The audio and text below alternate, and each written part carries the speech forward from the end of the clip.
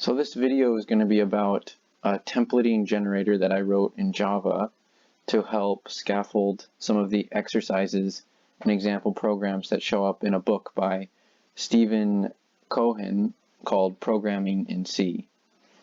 Each chapter focuses on a specific topic related to the C programming language, and it introduces these example programs throughout to illustrate some of the main concepts or show the reader these concepts in action. And then the very first exercise at the end of the chapter is to write out each program in a file and then make sure it's running correctly and things like that. I noticed after working through like the first or second chapter that it's quite tedious to have to write out a bunch of int main void, boilerplate starter functions for each exercise or each example program, and then also add in all the includes and then have to recompile each one and then have to store the source code file as well as the executable file for each one of those.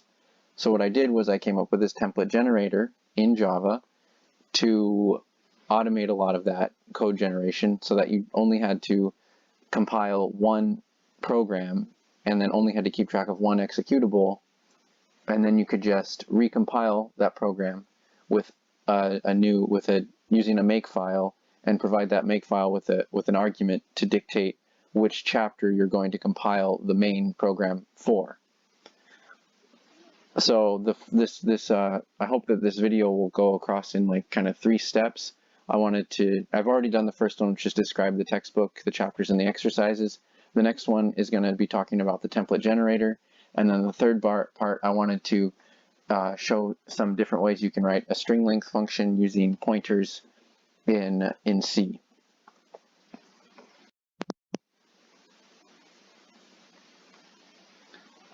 So for this second part of the video, I wanted to go over the different files that we'll be working with. There's going to be 2 Java programs, a makefile, and then I also wanted to describe the general structure of folders and files that's produced by the templating generator. So when I list the directory here, the contents of this directory, we're going to see all the files we're working with. Over here we have a makefile. You can disregard this JPEG. It's just a picture of the programming book that I'm working in, Programming in C by Kochan. And then scaffolding.java and updatemain.java.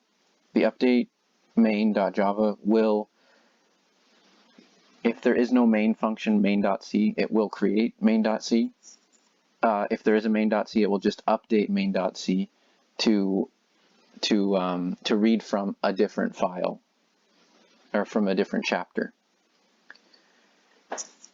The scaffold.java program will create the folder and file structure that you need for each chapter as you work through the textbook Programming in C. So I'm going to go ahead and start by compiling update main using the javac command.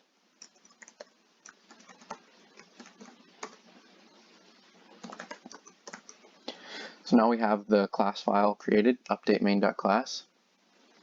When I run updatemain.class, it's going to create main.c, and it will compile it, or it will create that file in such a way that it'll be including all of the programs and all of the, will be including not the programs, but a specific file within a specific chapter folder that we want to work on. So Java. And I'm going to run it using, I'm going to run it for chapter 2. So you can see it created the main.c file here. I'll go ahead and cat main. So the main file has a couple include statements, standard IO, standard bool. It then pulls the switch header file from the chapter 2 folder, which we haven't created yet, but we will using the scaffold.java program.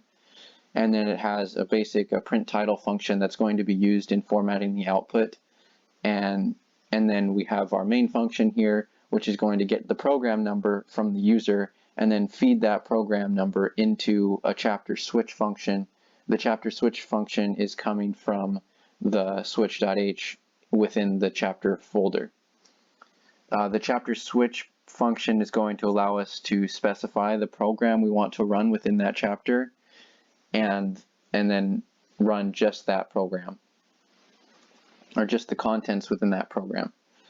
And then it also passes in the argc and argv from this main, so that if we need to use command line arguments in one of the programs in the chapter, we can just pass those. We can preserve that that data flow.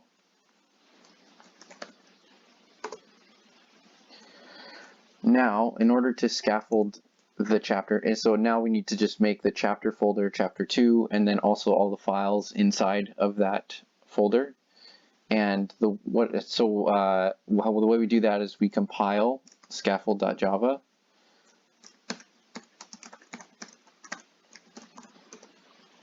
and then we go ahead and, so that we can see that it's created the scaffold class. And then we go ahead and run scaffold.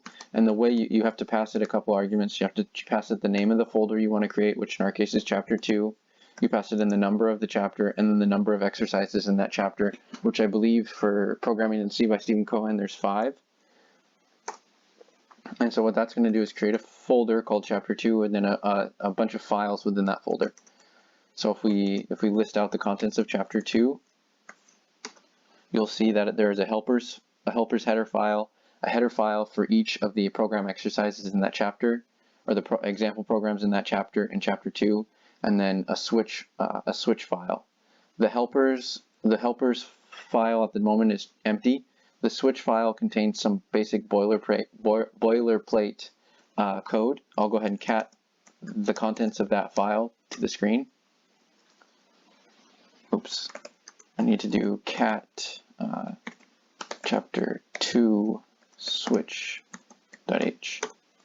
So it's going to have a couple include statements. It's going to include all of the functions or structures in the helpers.h file, and also all of the contents of all of the different specific program files. So program 1, 2, 3, 4, and 5. And then it will declare the print title function that's actually defined in another file in the main file. And then it will define the chapter switch function, which, as you can see, is just a basic switch on the program number. And then with each case, it will print out the title and then print out the function in, so in this case, if you pass in number 1, it will print out it will then run program 1. So now I'll go ahead and show you what's included inside each program file.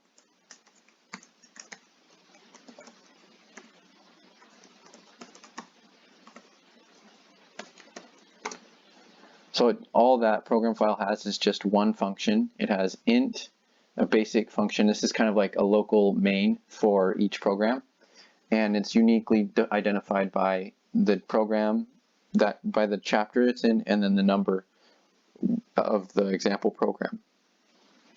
At the moment, it's completely empty, but as you add more content, it will then run that code within that file. So I'm going to go ahead and stop this section of the recording, and then I will pick up in a little bit where we talk a little bit more about how you can work through these exercises using this templating generator. So now that we've created a folder and all of the files that we need to store all the different example programs in chapter 2 of Programming in C textbook, we want to then compile the main function, the main.c, to then run those specific programs within that chapter. So the way we do that is, well, we could just use GCC, but I've created this make file that will kind of bundle a couple commands so that it kind of makes it a little bit more convenient to compile main. I'll go ahead and cat the make file so you can see what commands are being run. So you see there's just the basic target is main, and then what it's going to do is it will run the Java update main with an argument with the chapter number that you want to update main to pull from, and then or what you want the main program to include, whether you want it to include chapter 2's files or chapter 3 or chapter 4 or chapter 5.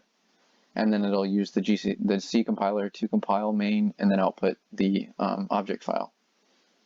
And then it will then also automatically run main so that you can just add in your program number that you want to work on. So I'm going to just use the make file, and I'm running it on Windows and in Git Bash, and the min GW32 is the way that you have to refer to make. And so I do make main, and then I pass in its argument, which in this case will be chapter 2. It's going to go ahead and compile the main function, and then it'll run it. And so then all I have to do is asking me to enter in the program that the example program number that I'm working on. So let's just say it's program 1. It'll go ahead and print out, it'll print out that title, program 1, and then it will follow it up with running all the code inside the main function for the first example exercise in chapter 2. But there isn't anything there, so it won't output any information to the screen. If we wanted to, so let's say we were working through chapter 2 on our own, and we were ready to start writing out all the example programs like Stephen Cohen wants us to do in the first exercise of the chapter, at the end of the chapter, we'll have to open up the first example. We'll have to open up the file program 2.1.h, and then we'll have to edit it to include some code that we want to run. I mean, if you were working through the textbook, you'd include just the code that's in the example program. But in our case, I'm just going to put some simple stuff in there. So we go ahead and go into insert mode, and then I will actually I want to go into append. Or no, I don't want to do that. I want to do, let's see, I want to go up, and then now I want to do insert mode. Just go down and then back up. So we could just print F hello from program 2 or program 1 in chapter 2, like that. Go ahead and save that. Then in GW32 make ch2. And then we'll go ahead and run that. And now it'll output the code in that program file. So let's say we finished writing our code for the first example program in chapter 2. We want to move on to the next example program in chapter 2. We'll go ahead and open that example program's file, which is program 2.2.h. And then we will go ahead and navigate to the end of the line, then enter append mode, skip down, new line. And let's say in this case we want to create a variable called num and set it equal to 10, and then we'll print out, just do a simple printf, which is my number is, and then %i, new line, num.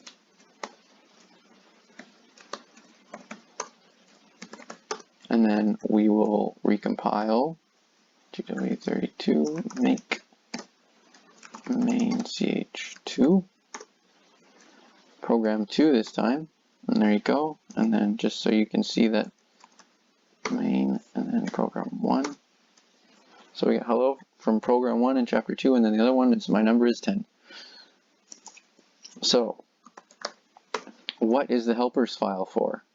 Well, when you start working through the chapter exercises or when you start writing out those example programs in the Programming in C book, you're going to find out that the different example programs often repeat the same declarations of functions or the same declarations of structs. And if you try to just include all of those separate files that have the same struct declared in multiple locations, you run into compilation errors. And so what I did was I created this helpers file so that when you're working through the example programs, you identify those structures or those functions that show up in multiple example programs, you can just segregate them and put them inside of the helpers file. So why don't we go ahead and just do that. So chapter 2,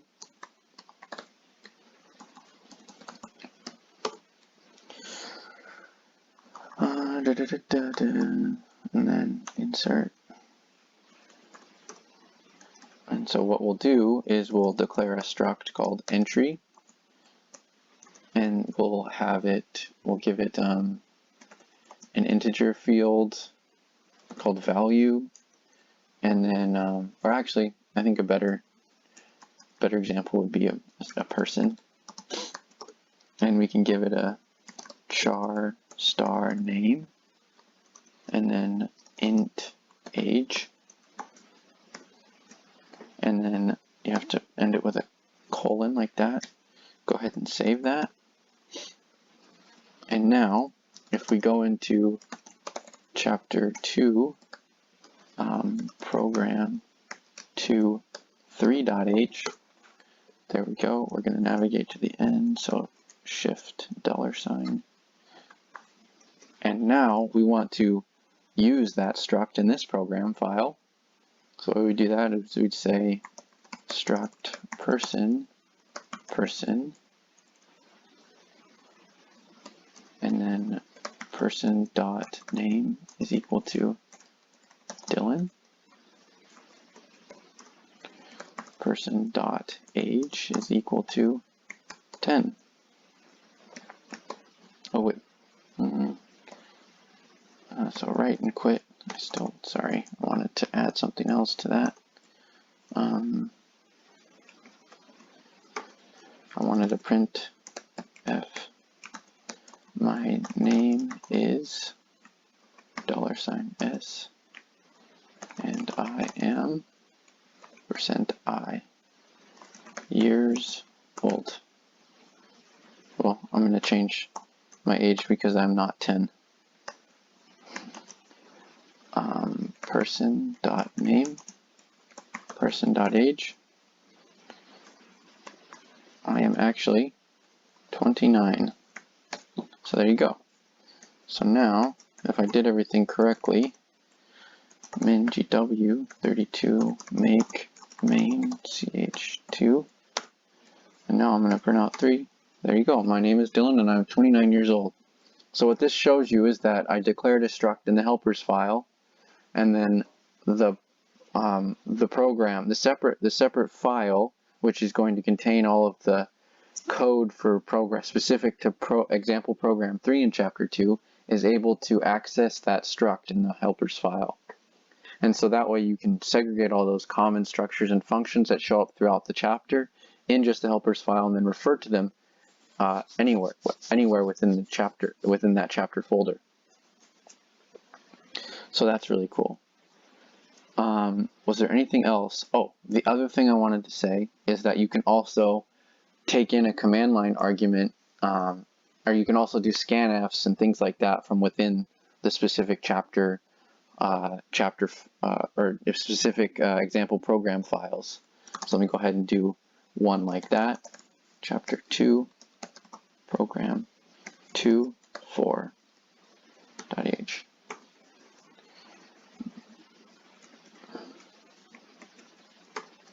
So scanf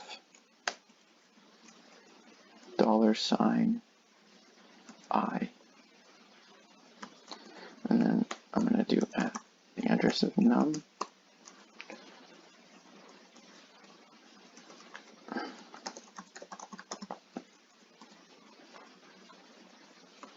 and then we'll just go ahead and print that out. I'll do your number. Your number is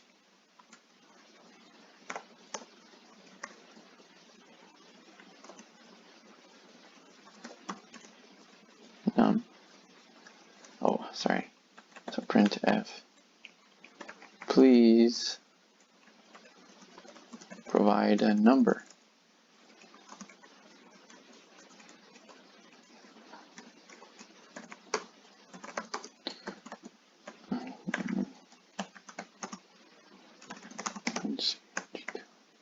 And that was program 4. So it's asking me for a number. I go ahead and put in 2, and it prints out your number is 2. So there was a little trickiness with that to get that to work, because what was happening originally was I would have this print out this result right here, I mean, when I was asking for numbers, it was okay, but if I asked for a string input, I would run into this issue where it wouldn't even let me put anything in. It would just automatically get some value from somewhere. It took me a while to figure out from where, and then it wouldn't let me actually put anything in. But it was only working when you did a character or string input. So what the issue was, we'll go into main, or we'll just cat main. Like that. The issue is that there was something going on up here using the scanf and this printf here that for whatever reason there was a little information, there was a single character left inside the buffer that scanf reads from. So I recognize that you have to actually call getChar one time before you enter the chapter switch in order to clear out the buffer. Because for some reason there's a single character left in there. That's one little hiccup I had, which I was able to solve by using the getChar function. So that's pretty much everything for how this templating generator produces its folders and file structure, and how you can use it to work through the example programs in Programming in C by Stephen Cohen.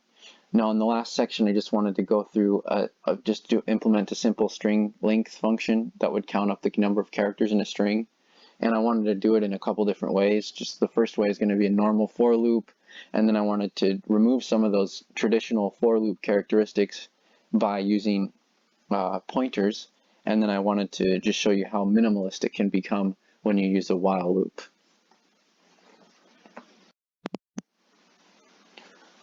So let's say that you finally completed all the programming example programs in chapter 2 and you want to move on to chapter 3. So the first thing you're going to do is scaffold out that chapter by calling scaffold and pass it in the name of the chapter folder you're going to create, the number of the chapter, and the number of exercises in that chapter, which I'm thinking is 6. That chapter folder is now created. There you go, there it is. You're going to go ahead and so now what I want to do is I want to create a function in helpers. We're going to want to create a couple functions in helpers, but we're going to start with one, helpers.h, and it's going to be a string length calculation function. I don't know, probably a better way of saying that, but it's going to return the length as an integer. We're going to call it length. It's going to take in a string variable, or a string, so we'll just call it string, and then it'll also, and then what it's going to do is it'll declare an index variable for, and then, so it's going to declare an index variable. Well, actually, no, what it's going to do is it's going to create we're just going to do that, and we're going to say int. Actually, we don't even need that because we're going to do this with pointers. And we're going to dereference the string, check to see if it's null,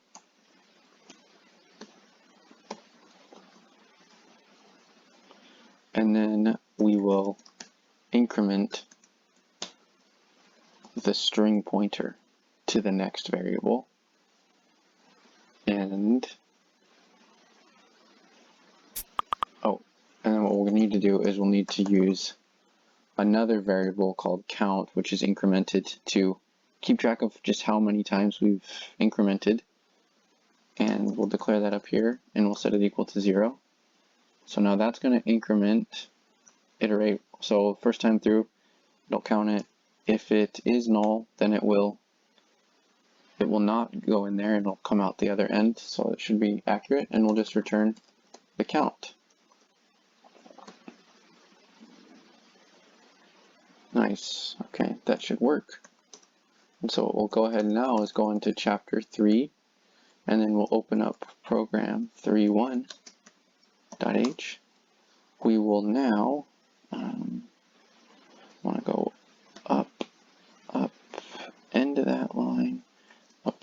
and now I want to create a string variable. We'll call it string, and it's going to be a 5-letter word called hello. And we want to print out the results of that. So the string %s is %i characters long. New line. So string, and then I want to do length string, just like that.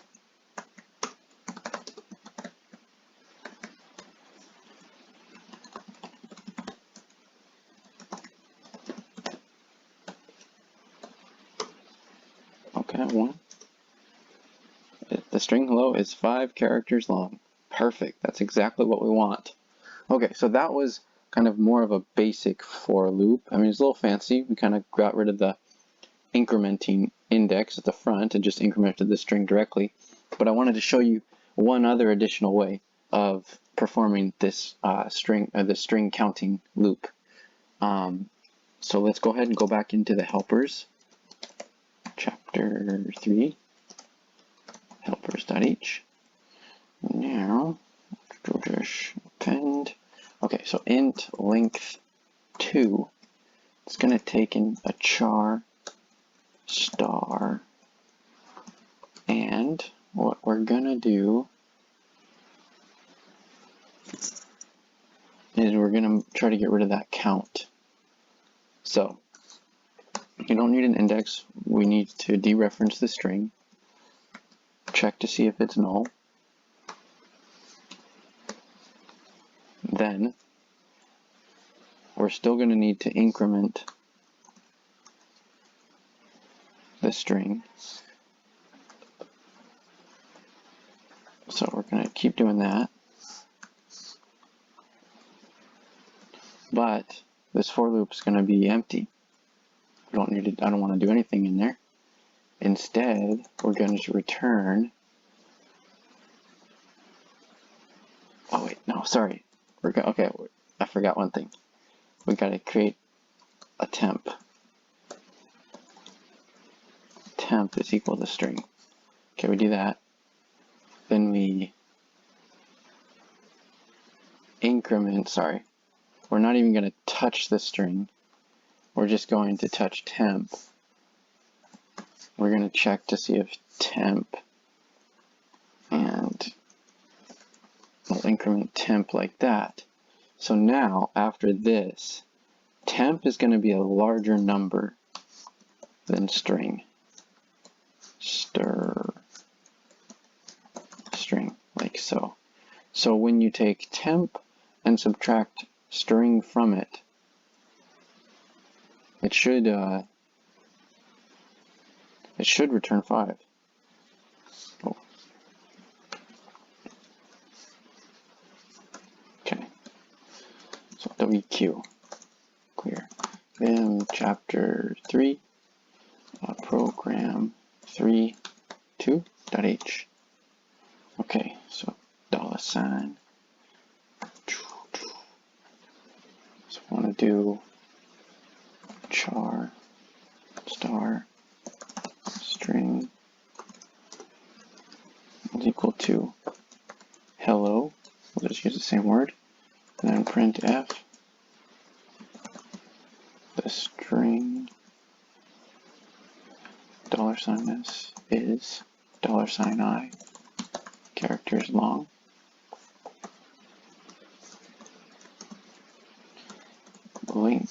String, and then length 2 this time, string. So this is the one that's going to try to get rid of that. It's going to completely clear out the body of the for loop. And this is program 2. So min gw 32 main, or make main ch 3. And we're going to run program 2. Yes, Yes, the string hello is 5 characters long, so that works. So so I want to do one more. This is the finale. So we're going to go into chapter 3, helpers.h, and go all the way down. Okay, we're at the end. And then int length 3 char star string. So I think right now we're going to try to get rid of, so we still need to keep, we need to store the temp.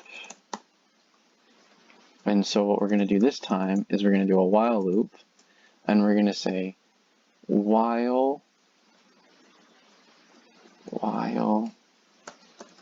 temp. Okay, while temp. And what we're going to do is increment temp, like so. And then we're going to return temp minus string. So this one should also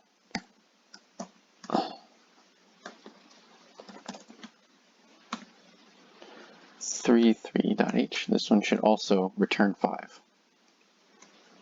If I did everything right. Okay, so char star string equal to hello. Printf the string as is $, or %i characters long. String length 3 string, like so. Okay, so either this is going to do an infinite loop and I did something wrong, but it should work, and it should print out 5. It should print out 5. Okay.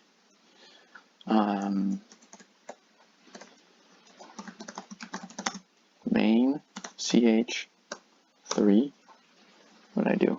Forgot my semicolon. Vim chapter 3 helpers.h.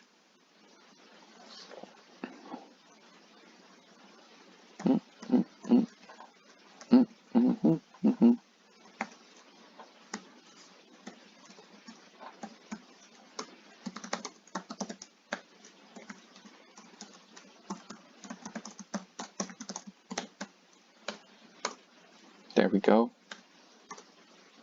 Yeah, it works. So, what have we done? We have, let's go back, open up helpers. So, we have created three ways of counting characters in a string. The first way is using a for loop, where you declare a variable called count, set it equal to 0, then iterate through the string, checking each character to see if it's equal to null, and then counting 1 for each character, then incrementing the string pointer, not the value, the string pointer by 1, and then checking that. And the second one, we assigned it to a temporary variable, and then we dereference the temporary variable and check to see if it's equal to null, and then we increment the pointer to point to the next character in the string, and keep doing that until we hit the null.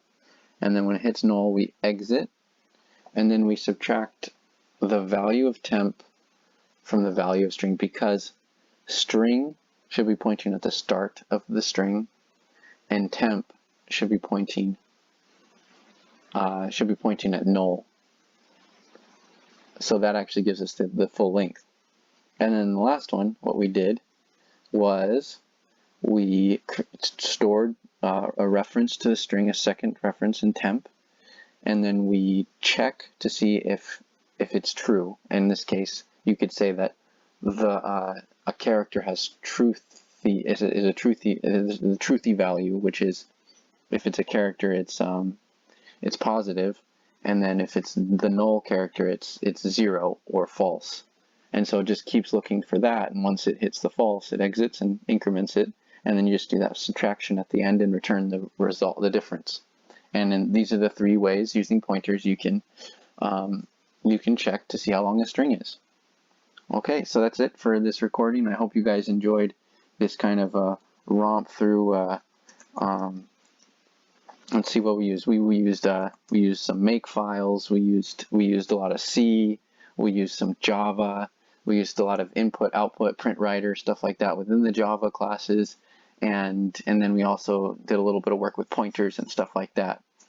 So I hope you guys enjoyed this little recording, and I had a lot of fun learning about how make works and how you can combine different command line interface commands in a single make file and do some really cool stuff like that and automate a lot of things. Yep, thanks.